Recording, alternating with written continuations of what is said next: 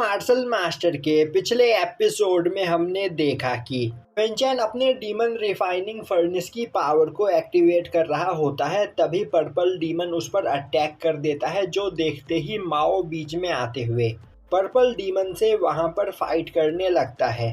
तभी क्विंचन अपनी lightning blood line का यूज करते हुए डीमन रिफाइनिंग फर्नेस की पावर को एक्टिवेट कर देता है और काफी तेजी से पर्पल डीमन पर अटैक करता है, जो देखते ही पर्पल डीमन रिफाइनिंग फर्नेस के अटैक को ब्लॉक करने लगता है। उसी वक्त क्विंचन टेलीपोर्ट होते हुए उस डीमन के पीछे जाकर उस पर अपने रस्टी स्वॉर्ड से अटैक करता है, जो देखते ही पर्पल डीमन अपनी पावर को रिलीज करते हुए क्विंचन को खुद से दूर फेंक देता है।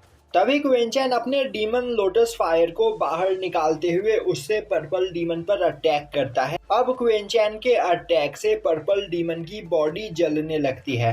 उसी वक्त क्विंचन अपने पास से इंसेक्ट बॉटल बाहर निकालते हुए क्यूआई ईटिंग इंसेक्ट को डीमन की ओर आगे भेजता है।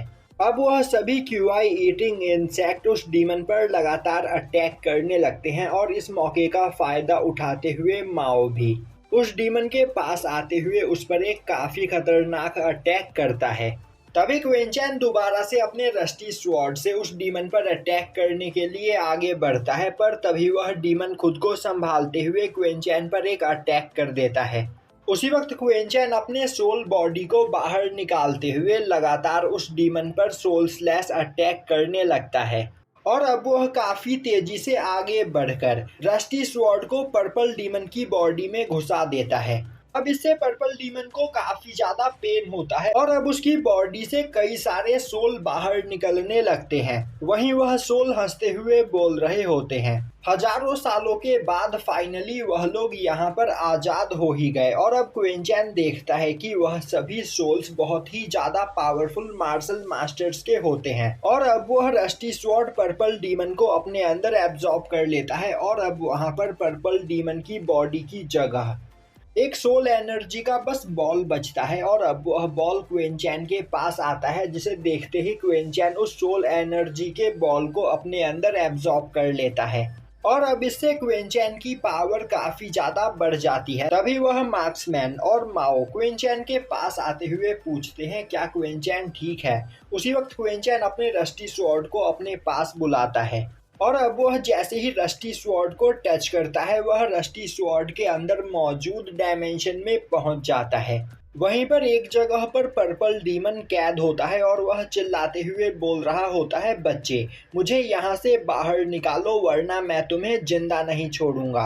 और यह बोलते हुए वह क्विंचन पर एक अटैक करता है, जिससे क्विंचन घायल हो जाता है और अब वह उस डायमेंशन से बाहर आ जाता है, जो देखकर माओ क्विंचन के लिए परेशान हो जाता है। तभी क्विंचन बोलता है, मैं बिल्कुल ठीक हूँ, पर अभी यहाँ पर क्या हुआ मुझे कुछ भी समझ में नहीं आ रहा है। और उस डीमन की बॉडी के अंदर से जो सोल निकले आखिर वह कौन थे। तभी माओ क्विंचन को बताता है कि आज से हजारों साल पहले ह्यूमंस और डीमंस के बीच जो फाइट हुई थी, उस फाइट में पार्टिसिपेट करने वाले सबसे पावरफुल वॉरियर्स की यह सोल थी, जिन्हें पर्पल डीमन ने मारकर अपने अंदर एब्जॉर्ब कर लिया था।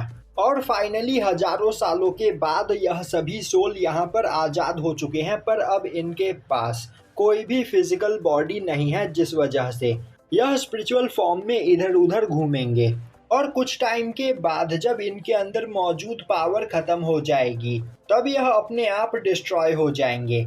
अब यह सुनते ही क्विंचन सोचने लगता है आखिर यह सभी लोग किस एरा में पैदा हुए होंगे, क्योंकि यह सभी बहुत ही ज्यादा पावरफुल है और इनके पास कोई भी फिजिकल फॉर्म नहीं है, इसके बावजूद इनकी पावर मुझसे ज्यादा है। तो कहीं यह हेवनली डीमन रैलम में मौजूद लोगों को परेशान तो नहीं करेंगे।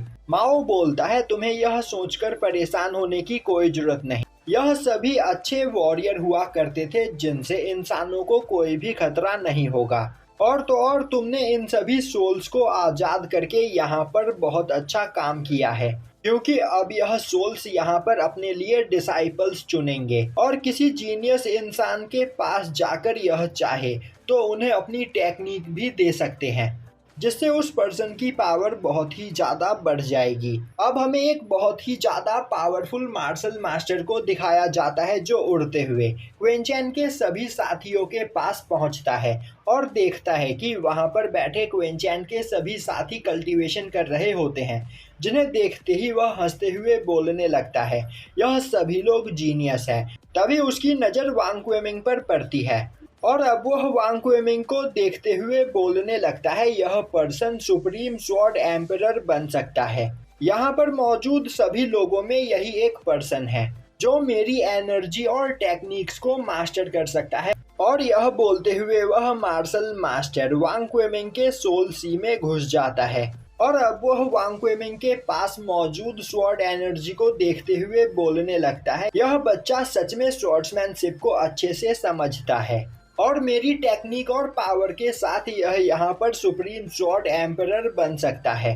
अब वह जैसे ही वांग क्वेमिंग के सोल के पास जाता है, उसकी नज़र वांग क्वेमिंग के सर के अंदर मौजूद पैरासाइट सीड पर पड़ती है, जिसे देखते ही वह गुस्से में बोलने लगता है, आज से हजारों साल पहले हम लोगों ने डीमंस को हराने के लिए अपनी जान की बाजी लगा दी थी, पर इसके बावजूद डीमंस यहाँ पर रुके नहीं हैं। वह जीनियस लोगों को अपना शिकार बना रहे हैं जिससे वह खुद को यहाँ पर रिवाइव कर सके।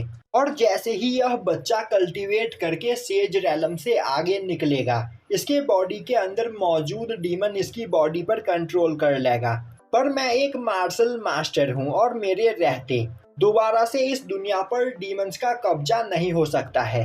तो बच्चे, मैं तुम्हें यहाँ पर अपना डिसाइबल बनाता हूँ और अभी मैं तुम्हें सुप्रीम स्वॉर्ड टेक्निक सिखाने जा रहा हूँ। जब तक तुम सुप्रीम स्वॉर्ड टेक्निक को मास्टर करोगे तब तक यह पैरासाइट सीड तुम्हारी बॉडी पर कंट्रोल नहीं कर पाएगा। साथ ही साथ सुप्रीम स्वॉर्ड टेक्निक की पावर से धीरे धीरे इस डेमोनिक सीड की पावर खत्म होती चली जाएगी। मैं देख पा रहा हूँ तुम्हारी बॉडी काफी ज्यादा स्ट्रांग है, तो बिल्कुल भी मत डरना। अब मैं अपनी पावर का यूज करते हुए तुम्हारे बॉडी के अंदर मौजूद सभी मैट्रिडियंस को अनलॉक करने जा रहा हूँ, जिससे तुम्हें यहाँ पर एक लेजेंडरी स्वॉर्ड गॉड बॉडी मिलेगी। और यह बोलते हुए वह वांग क्वेमिंग के सभी मैट्रिडियंस को खोल देता है, जिसके बाद वह उसे अपनी सभी टेक्निक्स देने लगता है।